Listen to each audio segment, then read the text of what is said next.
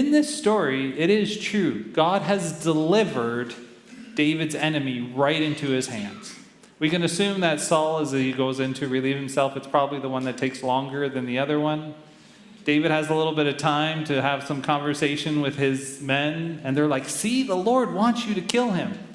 And David almost seems like, I'm going to fall for this, but when he approaches Saul, David chooses to do something else. He cuts a part of Saul's robe. Now, it seems insignificant to us that he would do something like this, but if you know your Old Testament a little bit, you know the story of what God does here. Is in the book of Numbers, God talks about how the men of Israel, the Israelite men, are supposed to wear tassels on the edges of their robes. The tassels were there to remind them to obey the commands of God.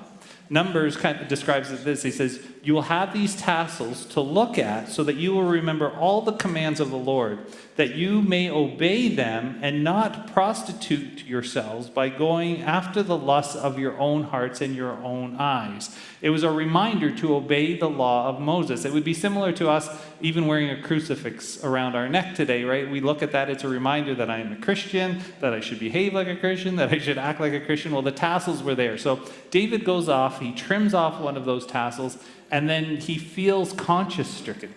He feels like, I shouldn't have done this even to the Lord's own. Not only shouldn't I kill him, but I even shouldn't have cut off the robe